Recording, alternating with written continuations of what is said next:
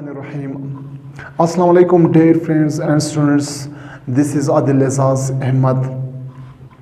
आज का टॉपिक है पॉइंट म्यूटेशन कि पॉइंट म्यूटेशन क्या है। जैसे मैंने पिछले लेक्चर में बताया हुआ था कि जो जीन म्यूटेशन है, जीन म्यूटेशन खुद पार्ट ऑफ म्यूटेशन है।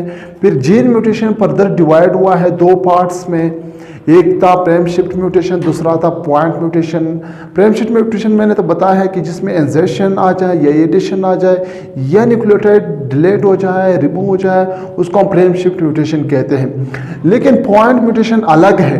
पॉइंट म्यूटेशन क्या है? बहुत ही ईजी है, बहुत आसान है। गौर से सुन ले कि पॉइंट म्यूटेशन है क्या। पॉइंट म्यूटेशन खुद पार्ट है जीन म्यूटेशन के। यहाँ तक तो क्लियर है कि पॉइंट म्यूटेशन जीन म्यूटेशन का एक पार्ट हिस्सा है। It is a nucleotide change where one base is replaced by another base। यानी जब न्यूक्लियोटाइड की एक बेस जो होते हैं रिप्लेस हो जाते हैं, उसकी जगह पे दूसरा बेस आ जाते हैं, उसको हम क्या कहते हैं? पॉइंट म्यूटेशन कहते हैं। फॉर एग्जांपल यहाँ पे ग्वानिन है, साइटोसिन है, एडानिन है। क्या है? बेसिस है, कोडॉन है। इस कोडॉन ग्वानिन है, साइटोसिन है, एडानिन है। जब इसके दरमियान साइटोसिन की जगह पे ग्वानिन आ जाए, रिप्लेस हो जाते हैं, साइटोसिन की जगह पे ग्वानिन आ जाते हैं, तो इसको हम क्या कहते हैं? पॉइंट म्यूटेशन कहते हैं। यहाँ तक तो क्लियर है कि पॉइंट म्यूटेशन तो ये है जब बेसिस में चेंजिंग रिप्लेसमेंट आ जाते हैं, एक चला जाते हैं उसकी जगह पे दूसरा आ जाए, नहीं बोलेगा फिर कि यानी जब भी किसी भी बेसिस में चेंजिंग आ जाती है, रिप्लेसमेंट आ जाते हैं, उसको हम पॉइंट म्यूटेशन कहते हैं। डेफिनेटली इफ बेसिस चेंज, जब बेसिस में चेंजिंग आ जाता है डेफिनेटली उसको अमाइनो एसिड में भी चेंजिंग आएगा। तो जब अमाइनो एसिड चेंज हो जाते हैं डेफिनेटली प्रोटीन चेंज हो जाएगा। तो डेफिनेटली चेंज अमाइनो एसिड, जब अमाइनो एसिड चेंज हुआ तो प्रोटीन चेंज होगा। क्लियर? टाइप्स ऑफ म्यूटेशन कितने हैं? दो टाइप्स मैंने लिखा है, एक ट्रांजिशन, दूसरा है ट्रांसलेशन जो हम कहते हैं। ठीक है, यहाँ पे होमोलोगस चेंज आकर प्यूरिन विद प्यूरिन, जब purine with purine transfer replacement हो जाते हैं। प्यूरिन न्यूक्लियोटाइड जो है वो प्यूरिन से रिप्लेसमेंट हो जाता है, जैसे एडानिन थायमिन से रिप्लेस हो जाते हैं, ग्वानिन साइटोसिन। देखो यहाँ पे साइटोसिन ग्वानिन दोनों जो है वो ट्रांजिशन है, होमोलोगस है। तो इसको जब प्यूरिन विद प्यूरिन और पिरामिडिन विद पिरामिडिन रिप्लेस हो जाते हैं, उसको हम ट्रांजिशन कहते हैं। यहाँ पे नो होमोलोगस, ये होमोलोगस नहीं है।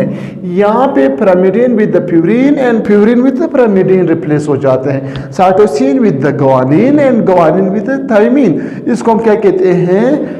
ट्रांजिशन यानी नॉन होमोलोगस कहते हैं। यहाँ तक इसके पार्ट्स भी क्लियर हुआ।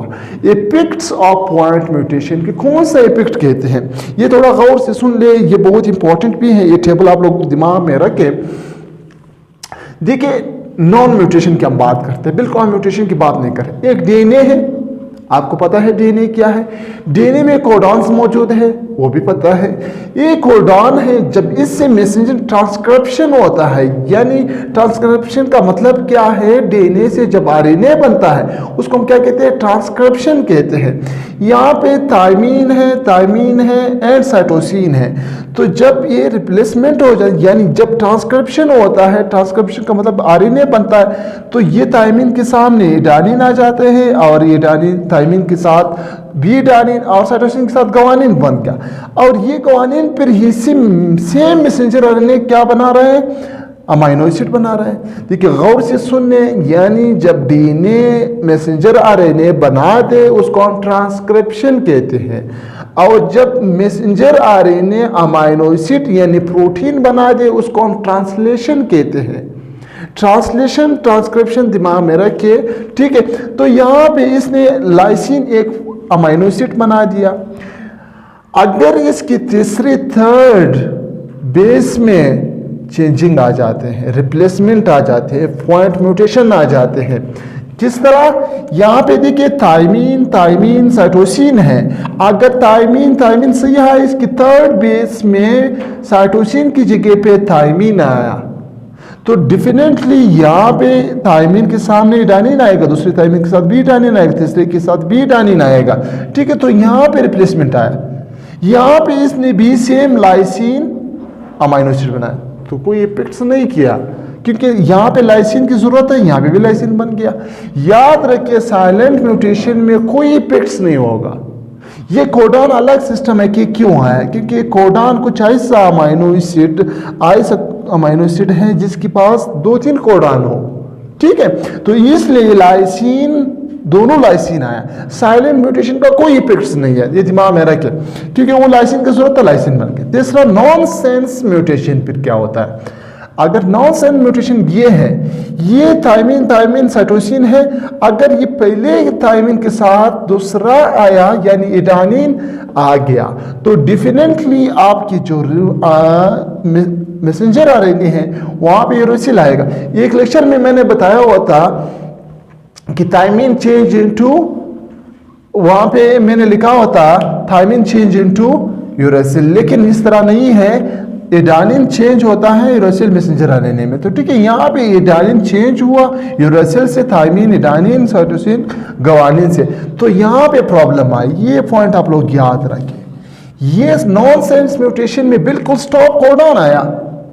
स्टॉप कोडॉन का मतलब कि वो अमाइनो एसिड नहीं बना सकता है, स्टॉप हुआ, ठीक है। तो जब अमाइनो एसिड नहीं बनता है तो ये म्यूटेशन इफेक्ट करेगा लाजमी, ये भी पॉइंट म्यूटेशन हो। मिससेंस म्यूटेशन फिर क्या होता है? ये दरमियान में कोई ऐसा बेस चेंज हो जाता है, रिप्लेस हो जाता है, पॉइंट म्यूटेशन रिप्लेसमेंट हो जाते हैं। देखिए ग्वानिन साइटोसिन, ये कौन सा म्यूटेशन है? ट्रांजिशन, क्योंकि होमोलोगस है, होमोलोगस यानी purine with purine, pyrimidine with pyrimidine हो जाता है। तो यहाँ पे थायमिन है और दूसरे थायमिन के साथ साइटोसिन चेंजिंग आया और साइटोसिन आया, तो ये एडेनिन, ग्वानिन, यहाँ पे अमाइनो एसिड भी चेंज हुआ, ठीक है, अर्जिनाइन बन गया, ठीक है। ये था पॉइंट म्यूटेशन। इस मिससेंस म्यूटेशन से खास होता है स्केल सेल एनीमिया। जैसे आप लोगों ने सुना है स्केल सेल एनीमिया क्या है? मिससेंस म्यूटेशन खास स्केल सेल एनीमिया, जो स्केल सेल एनीमिया हम कहते हैं, ये मिससेंस म्यूटेशन से होता है। यानी स्केल सेल एनीमिया जो आप लोगों ने सुना है वो कौन सा म्यूटेशन है? पॉइंट म्यूटेशन है। पॉइंट म्यूटेशन में कौन सी पार्ट का है? मिससेंस म्यूटेशन का है। मिससेंस का स्केल सेल एनीमिया, यानी इस मिससेंस म्यूटेशन क्या काज करते हैं? स्केल सेल एनीमिया काज करते हैं। आप लोगों ने सुना है कि स्केल सेल तो है, ये एक नॉर्मल ब्लड सेल बिल्कुल गोल शेप होते हैं। जब स्केल सेल एनीमिया आ जाते हैं तो उस ब्लड सेल जो है वो अपना फंक्शन चेंज कर देते हैं, वो अपना स्ट्रक्चर भी चेंज कर देते हैं, क्योंकि इस रेड ब्लड सेल का काम क्या है? हीमोग्लोबिन है। खासकर ये चेंजिंग किस जगह पे आता है? हीमोग्लोबिन में। तो यहाँ पे ये ऑक्सीजन ट्रांसपोर्ट नहीं कर सकता है। जब आप एक्सरसाइज करते हैं उस टाइम आपको ट्रबल होता है और बॉडी में स्वेलिंग आ जाता है, पेन, दर्द महसूस होता है।